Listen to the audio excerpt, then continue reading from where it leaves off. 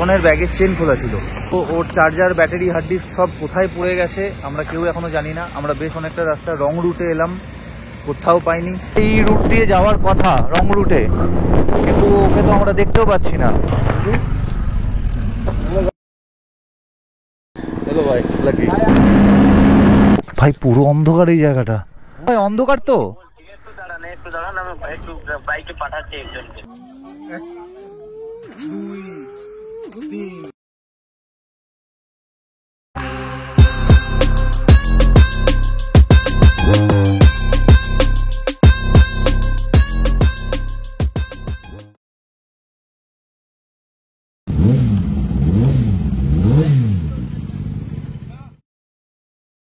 আমরা এখন আছি দীঘার মেরিন ড্রাইভ রোডে।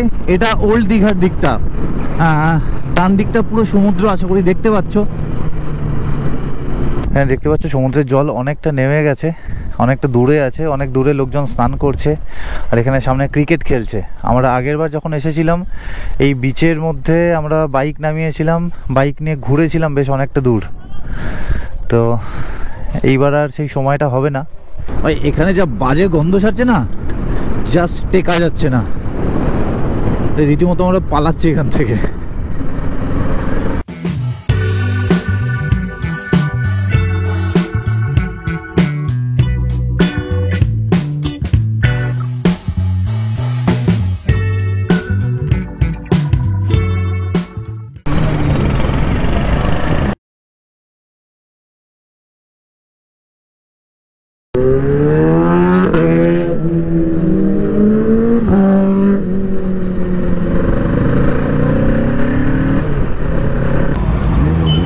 আচ্ছা জলেশ্বর যাওয়ার রাস্তাটা কোন দিকে? জলেশ্বর সোজা?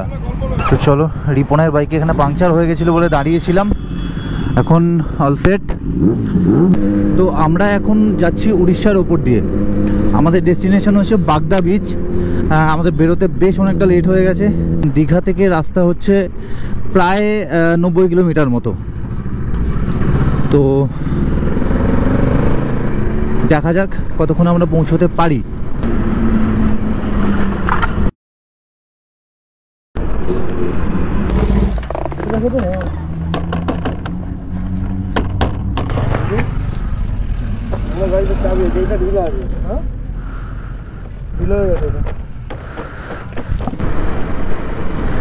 উড়িষ্যার কোন একটা স্কুল।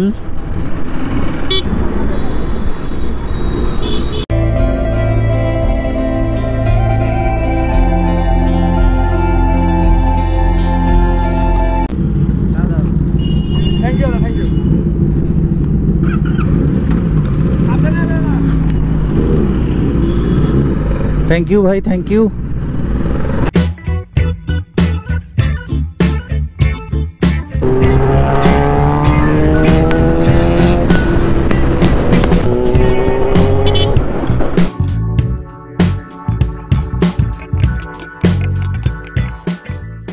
রিপনের গাড়ির আওয়াজ শুনে বাচ্চারা ছিটকে চলে যাচ্ছে। কি এক্সস্ট লাগিয়েছে ভাই। थोड़ा हैंडशेक भाई। हाँ बिल्कुल बिल्कुल भाई, क्यों नहीं। चलो भाई लकी। नाइस भाई क्या। Thank you thank you. Show maniac. हाँ ठीक है, मैं भी फैन बन जाऊंगा। मैं ऐसे मैं जानता नहीं हूँ। अच्छा अरे कोई बात नहीं भाई, कोई बात नहीं, ऐसा होता है होता है। बाइक जिसको अच्छा लगता है वो ऐसे होता है। Thank you thank you. হ্যাঁ এদিক দিয়ে দাঁড়াও। হ্যাঁ রাস্তা ভালোই মনে হচ্ছে, এটা NH16 তো, আশা করি ভালোই হবে।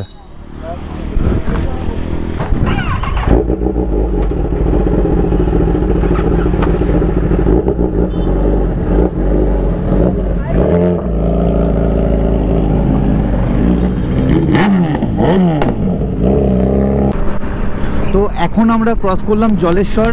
মোটামুটি 20 কিলোমিটারের পর আমাদের একটা লেফট টার্ন নিতে হবে, তো সেটা একটু খেয়াল রাখতে হবে যে কোনখান থেকে নেব। তো আশা করা যায় এখান থেকে রাস্তা ভালো হবে। এখন আমি দাঁড়িয়েছি NH16 ওপরে। এখানকার রাস্তাগুলো একটু অন্য রকম, এগুলো পিচের রাস্তা নয়, পুরো ঢালাইয়ের রাস্তা, এবং রাস্তার কন্ডিশন কিন্তু আনইভেন। আর এই রাস্তায় প্রবলেম হলো, এই রাস্তায় ব্রেকিংয়ে খুব প্রবলেম হবে। এটা যেহেতু পিচ নয়, তো এটা এখানে ব্রেকিং কিন্তু ভালো করা যাবে না।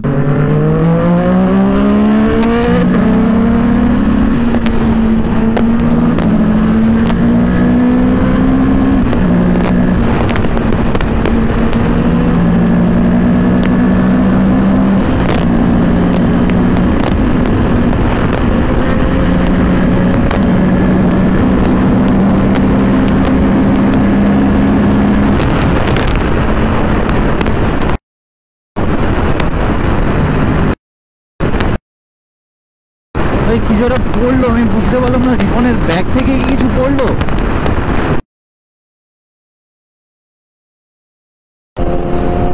রিপন আর সায়নের টেনারের মধ্যে সব থেকে বড় ডিফারেন্স হচ্ছে এক্সস্ট নোট। সায়নেরটা ভীষণ বেস হেভি, ভীষণ মানে ওটা লাউড হলেও ভীষণ বেসওয়ালা সাউন্ড আছে। আর রিপনেরটা হচ্ছে অ্যাকচুয়াল লাউড, মানে লাউড মানে ভাই কান ফাটিয়ে দেওয়ার মতো লাউড। ওই ন্যাশনাল হাইওয়েতে হাম্প আমি এই প্রথমবার দেখলাম এখানে। ন্যাশনাল হাইওয়েতে আবার কিসের স্পিড ব্রেকার? ওয়াম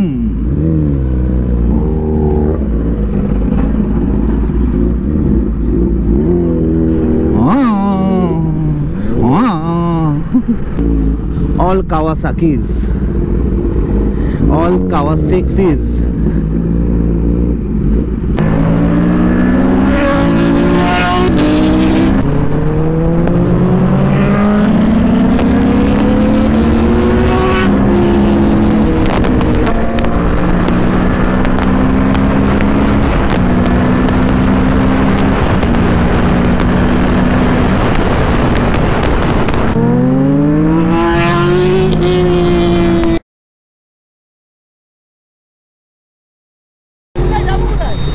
দুবলা গাড়ি, বাগদা বাগদা। তো আমি চালাচ্ছি এখন সায়নের ট্রেনারটা।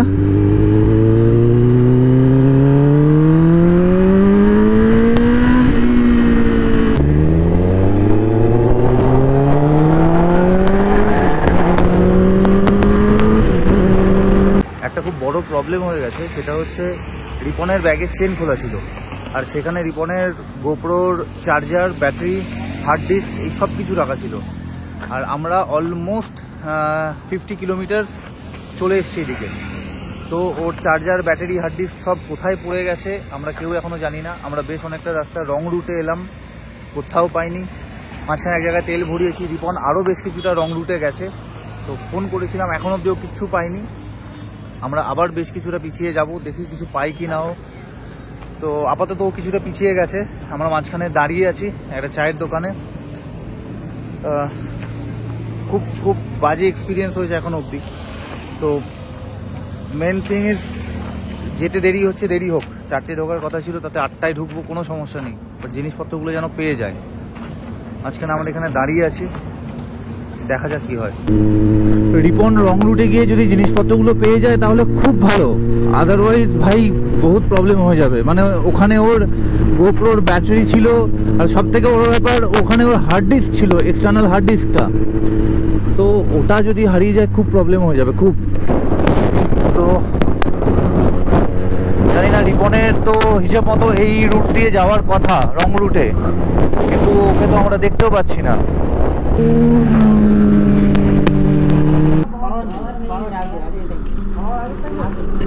আগে মানে কত আগে? 8 কিলোমিটার যাবে তোমারটা? ওরটা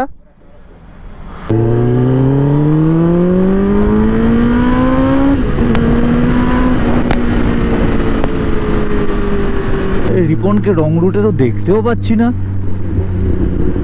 বুঝতেও পারছি না কত দূর চলে গেল।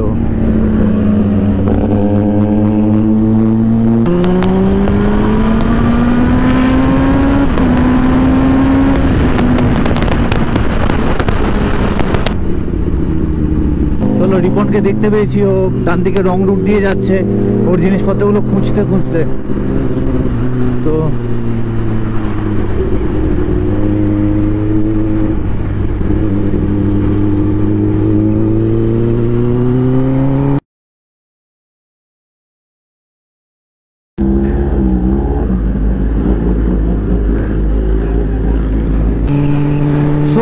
বেস্ট পার্ট ইজ রিপনের যা যা জিনিসপত্র ওর ব্যাগ থেকে পড়ে গেছিল ও সব কিছু খুঁজে পেয়ে গেছে। তো আমাদের এতক্ষণের ওয়েট করাটা আর ওর রং রুটে ফিরে যাওয়াটা একদম সার্থক।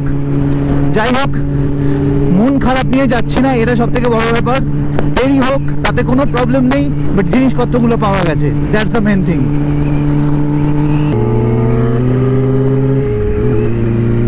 আবার পাগলের মতো টানছে ভাই, মিস করে যাবে। তো আই হোপ আমরা ঠিক দিকেই যাচ্ছি। সামনে কোথাও একটা লেফট টার্ন নিতে হবে আমাদেরকে, তো সেটা মিস না হয়ে যায়। ভাই রাস্তাটা খুব হচপচ রাস্তা, চারপাশে অন্ধকার, ওই দূরে দূরে অনেক আলো দেখা যাচ্ছে। আমার মনে হয় ওগুলো ওই ক্যাম্পগুলো হবে। চলো দেখা যাক। আমি মাইলস্টোনে কি সব লেখা আছে কিছু বুঝতেও পারছি না, উড়িয়া ভাষায় লেখা আছে। अच्छा এই রাস্তাটা যাবে তো ক্যাম্পের দিকে? कितना दूर है यहाँ से? 10 किलोमीटर।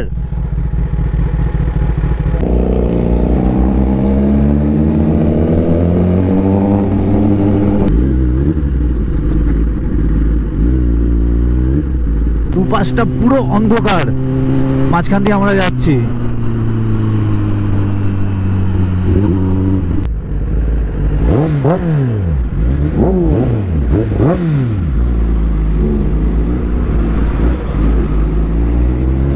হায় ভগবান,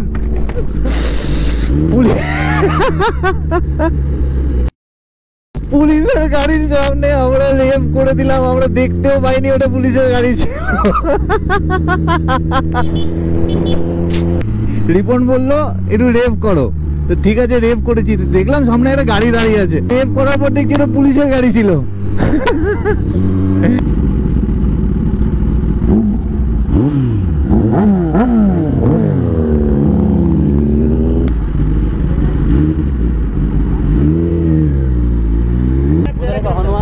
हाँ हाँ, हनुमान मंदिर से राइट? नहीं, हनुमान मंदिर से लेफ्ट लेना है। अच्छा अच्छा ठीक है, थैंक यू भाई।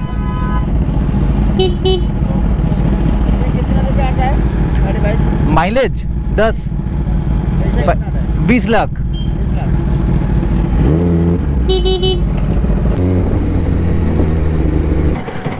কি হলো?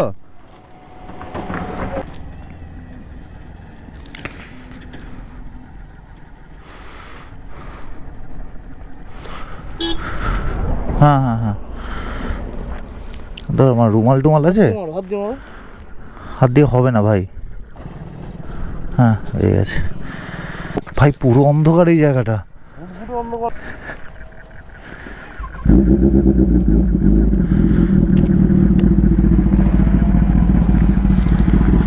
আই থিঙ্ক এটাই সেই হনুমান মন্দিরের রাস্তাটা, যেখান থেকে আমাদের লেফট টার্ন নিতে হবে।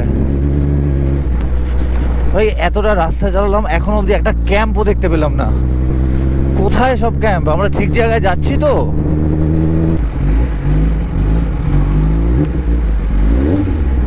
भाई कैंप कोথায়? कैंप कैंप कितना कितना कितना टाइम लगेगा?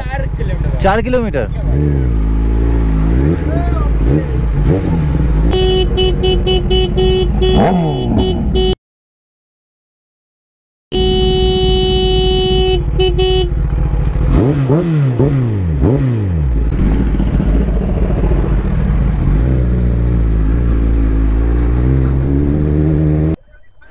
আপনি একটু কাউকে বেরিয়ে থাকতে বলুন না, খুব ভালো হয়, অন্ধকার তো। হ্যাঁ হ্যাঁ, আপনার অন্ধকার বুঝতে পারছি না। ঠিক আছে ঠিক আছে।